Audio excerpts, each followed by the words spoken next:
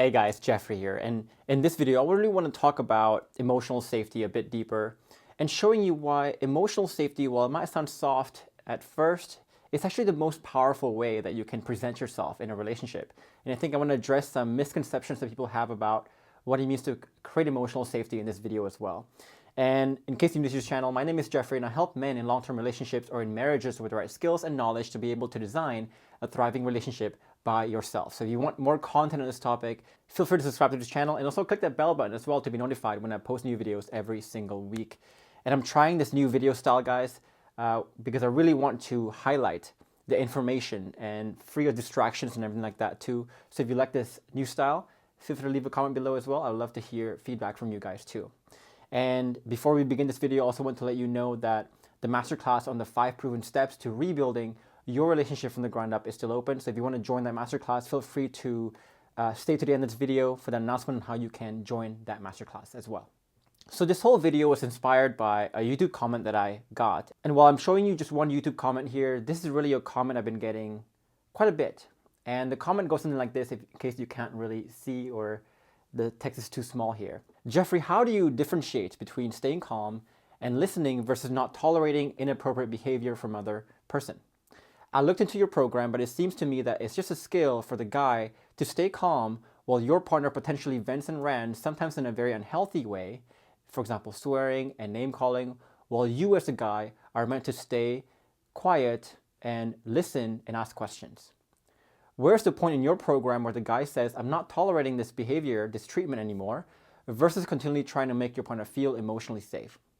So the main premise behind this post is that emotional safety is just about standing back, being passive, and doing nothing. And that's really the first and the most common misconception I think people have about what it means to create emotional safety, which is that you're just staying passive and doing nothing, and you're just tolerating everything that comes and not really questioning anything. Number 2 is you're never stating your own intentions, your own ideas or your own suggestions, that you're just passively listening to everything and taking everything that comes. Number 3 is you're allowing and you're enabling just bad and toxic behavior to just continue, and you're not doing any effort to disable those behaviors at all. So overall here, when people think about creating emotional safety, it's about being a soft simp and just letting your partner walk all over you and take advantage of you. But that's not what it means to create emotional safety, because this soft and passive approach actually does not create emotional safety. That's the opposite, the antithesis of what creating emotional safety actually means. So let's start to understand what it actually means to create emotional safety and really start to go off that principle a little bit better. Emotional safety is about the question of, does your partner feel emotionally safe with you? Obvious. Now, number 2 is really, can you handle difficult emotions and difficult truths and tough moments and still create emotional safety during that time? And number 3, can you take the information being presented to you and be able to lead that relationship effectively? So this is about leading a culture where your partner can feel safe expressing stuff to you. Now, let's imagine this person who is super passive, and you can tell that they're bottling stuff up. You can tell that they want to say some things, but they don't do that. They're passive, they just tolerate things, they don't really say what is really on their mind. Does this person make you feel safe? Usually the answer is no. It's really hard to feel safe around someone who's a simp, who takes a passive approach. So when we talk about emotional safety, we're not talking about being just a simp who just lays down and let people walk all over you, right? It's impossible for someone to feel safe around someone like that. And we'll talk about what it means to create emotional safety, the balance of it, later on in this video, but I just want to call this out, that emotional safety and creating emotional safety does not mean that you're just being passive and doing nothing about anything. The problem though is that people take this often too far on the other extreme, where they take this idea of, well, you're saying to me, Jeff, right now, don't be soft. Well, let me take the hardened approach. And so the second misconception here is people think that the hardened approach, the approach of putting your foot down and really standing up for yourself, that makes you powerful and makes you influential. So there are really 3 ways that most people take this hardened approach. Usually one is they're angrily putting their foot down and they're setting boundaries. So let's say your partner is cussing at you, getting angry at you, and you're just saying, nope, I'm not going to take that. Let me stand up for myself. There's no way I can let this happen. So the second approach then is they walk away and they tell their partner to talk when she's calm. So again, I can't talk to you when you're like this. When you're ready to talk like an adult, then come to me. But if not, I'm not going to talk to you like this. And you walk away thinking you're on this high horse and really just lecturing and punishing your partner for really showing those sometimes toxic behaviors. So the first approach is what we call the active resistance, when you're just really grilling your partner for doing these toxic behaviors. And the second approach is what we call the passive approach, where we're just kind of staying back and walking away and acting aloof and saying like, you know what, if you're not going to do this, I'm not going to talk, and you walk away. Now there's a third approach called the stoic approach, where you're calm, but you're lecturing, you are telling, and you're explaining the right behaviors. But if you look at these three approaches, the main theme here is that you're really using the dominance approach and the dominating approach to appear like you're powerful, to try to influence others, to appear like you're alpha. But if you look closely at the hardened approach like this, you will start to realize here that it doesn't actually do anything to disable your partner's toxic behaviors. In fact, it usually makes it worse, and it actually puts you in a much weaker position. So to understand that, we need to understand this first point of what we call the paradox of logic, and why this makes you weaker and more powerless actually in a relationship. And it does nothing to actually disable the toxic behavior. Because let's say your partner comes to you in an angry way, cussing at you, and she's very emotional obviously, because this is something she's been penting up for a very long time, keeping in her heart for a very long time, and finally it explodes. And this is just not your partner. I guarantee you that you do the same as well, that you hold stuff in, eventually it just blows up. And you will say things you regret, you will say things you don't mean sometimes, you will say things in a very mean way, in a very hurtful way, because you just can't take it anymore. So imagine that your partner has the same thing, where she has such strong emotions here that she doesn't know how to express. And eventually something triggers it, she expresses it, she gets mad at you, she gets angry at you, and you respond by just lecturing her back and playing the hardened approach that we talk about. This actually doesn't change any of her underlying emotions. She still feels those negative emotions that she felt, that she needs to express, that needs to come out. But now she knows that if she expresses it like that, this is how you will respond. This is how you will react. And so while the internal emotions don't change, the only thing that changes now is that she won't tell you about it. She won't express to you whenever she has some tough truths to share. She won't express to you when she has some intense emotions to share. She won't express it to you. She would rather keep it to herself, because now she thinks, if I express it, I'm just going to get lectured, I'm going to get belittled, he's going to be on his high horse and really belittle me and see me as the one that has the problem. I don't want that. So now you create a dynamic, a culture where there's a lot of emotions underlying the relationship, but she just won't tell you about it for the fear of how you might react, because you have reacted badly with the hardened approach too many times in the past. Now, if you think about this really puts you in a much less powerful position now, where the problem still exists. The feelings, the intense emotions still exist in your partner, but she won't tell you about it. And because she won't tell you about it, you won't know about it. And if you don't know about it, then you can't do anything about it. You can't fix it. You can't remedy it. You can't talk back to it, etc. And this is actually what happens to a lot of people who find themselves blindsided by divorce.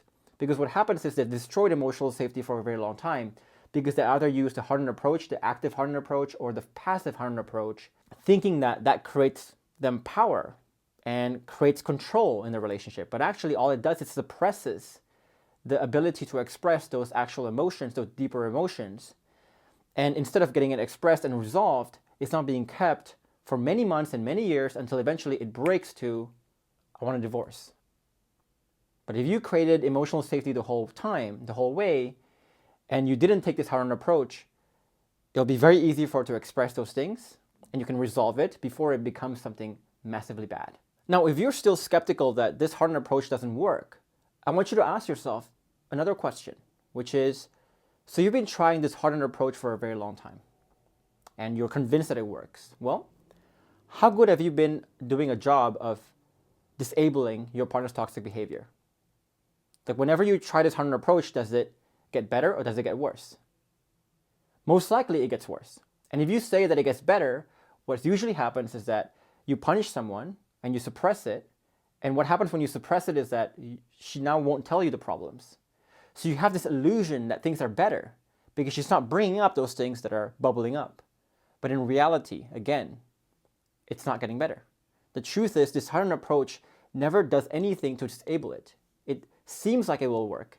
There's an illusion effect here that it will work, but actually it doesn't really work very well. And this brings me to the solution, which is, real emotional safety. And creating real emotional safety requires a balanced approach. And so I want to show you here the balanced approach to power and creating emotional safety, having control for yourself in a relationship. And always remember again, that the right answer is never in the extremes, but always in the middle ground, in the balance. And as I talk about this next few principles here, I want you to keep this in top of mind, because this is a very crucial principle that you have to understand if you want to understand how to actually create emotional safety and how to do so while maintaining the power in your relationship as well. So when we talk about the balanced approach to emotional safety and power in relationships, I'm going to show you 3 dimensions of this. And there's a lot more dimensions to this in the actual relationship, but I'm going to give you 3 examples just to show you an example of how this looks like and how this manifests in your relationship. So number 1 is you need to achieve a balance in your internal states, in your internal processes. So in a lot of my videos, we talk about managing emotions and we talk about how to be bulletproof in that sense.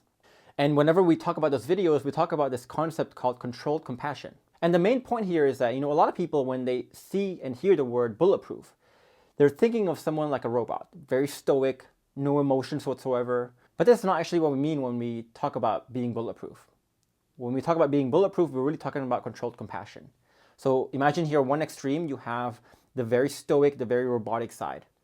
That doesn't create safety at all, because, imagine if your partner comes home crying to you and emotional, distraught about something, and you just show up there like a robot.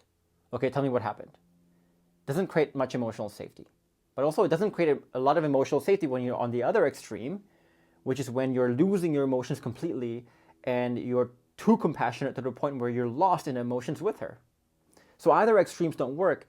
The balance is where you want to be. You want to be in enough control of your emotions, but still have enough of compassion to where you can get down to their level and really understand them a little bit deeper. The image I have in my head is when your kid comes home crying to you, you stoop down to them and you kind of feel the emotions that they're feeling as well. But at the same time, whatever emotions you feel is controlled. That's what it truly means to be bulletproof. Not in the extremes, but balanced. Another example of this is when we achieve what we call the hypothesis-antithesis balance.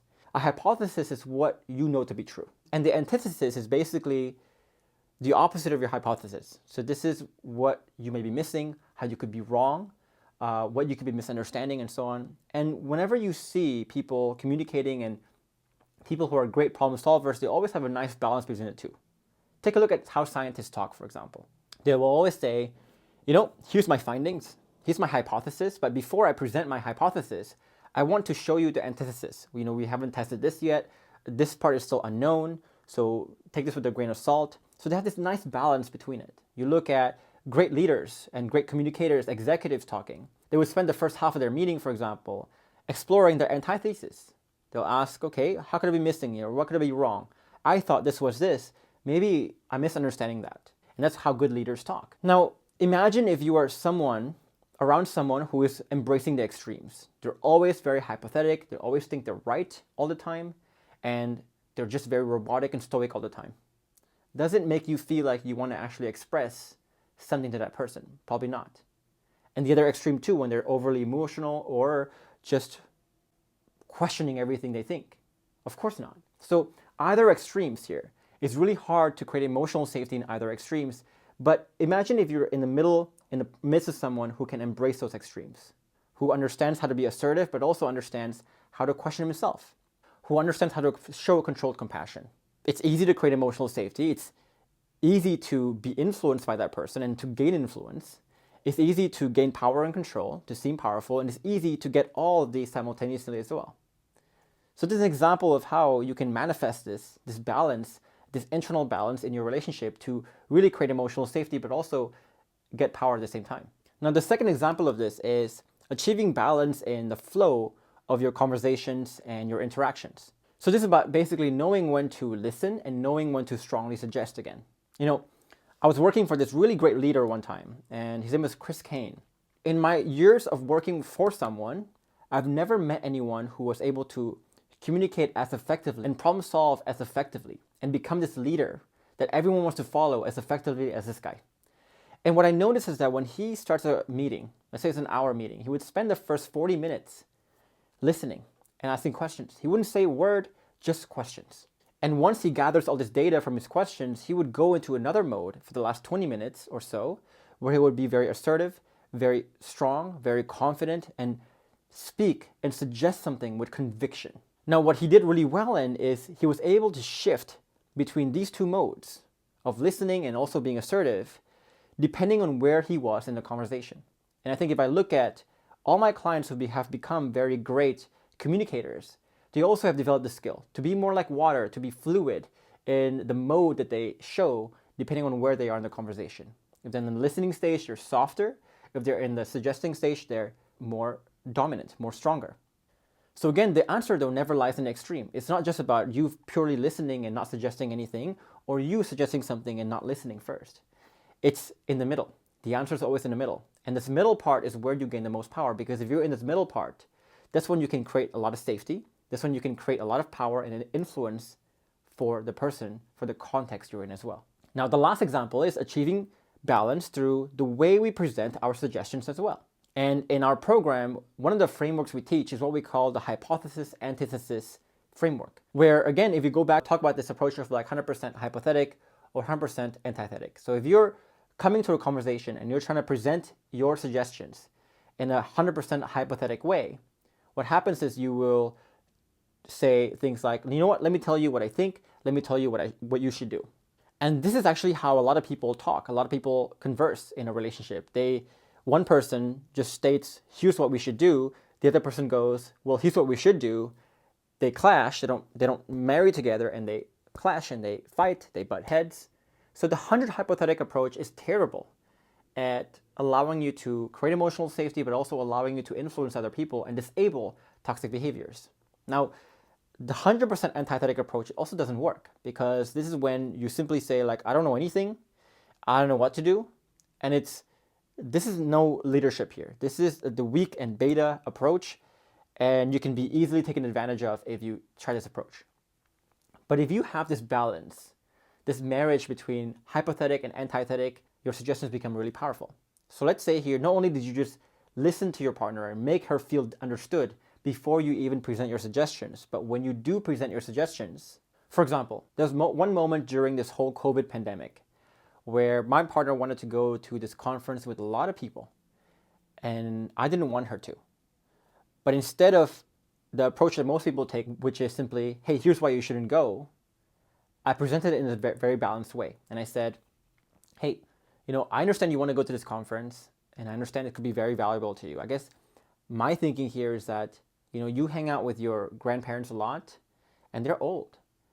And if they catch COVID, I don't know what would happen. I don't think their bodies could take it. Now, if you catch COVID, that's totally fine. If I catch it, that's fine. So I'm just really worried about the effects it has on your family here. And to me, going to this conference one time, the benefits just doesn't outweigh the cons of potentially causing some irreparable damage to your grandparents here.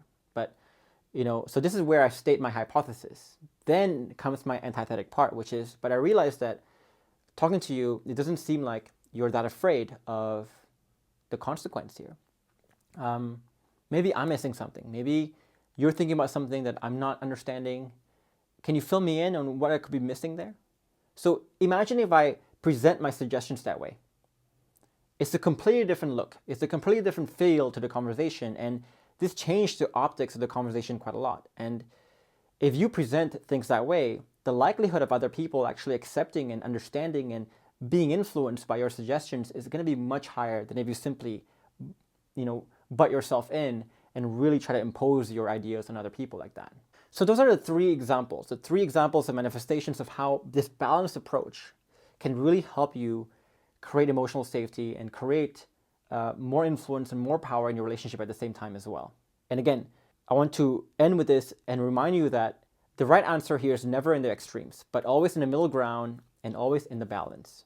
And if you want to see this balance in action, I want you to watch the interview I have with one of my clients, Ilya. And Ilya was one of those people who he's a New Jersey guy, and he's always like imposing himself and really speaking with confidence. But when he started to understand this balanced approach, he found that getting goal alignment, solving issues, and making win-wins in a relationship became a lot easier. And it became a lot easier to disable toxic behaviors from his partner as well. So if you want to watch that video, feel free to check out the link above my head or also down below in the description or in the comments below this video. And if you want to learn more about this balanced approach and more processes that really allows you to design a thriving relationship. A lot of my clients have used this to go from very dire situations to really thriving situations. I want you to join me in my masterclass where we talk about the 5 proven steps to rebuilding your relationship from the ground up. In that masterclass, I'll show you the exact steps and process that all my clients have used to get the massive success in their relationship. So if you want to join that masterclass, click the link above my head or also down below this video as well. And if you want to get a guide that can allow you to understand a framework that allows you to embrace this balance in the conversation a lot better, feel free to download the guide I have for you above my head or also down below this video. And finally, if you want to join a community where you can post your questions and have a member of my team answer those questions for you, you can also join the community down below this video as well. Now, if you found this video helpful, I would love it if you like this video and subscribe to this channel as well. It really, really helps the channel out. It really helps spread this to more people as well. And I would really appreciate it if you could. And if you have a comment or a question about anything that was discussed in this video, feel free to leave a comment below. I would love to hear from you as well. In the meantime, I want to leave you with just 2 other videos on more skills and knowledge to allow you to design a thriving relationship by yourself. For now, I'll see you in the next video.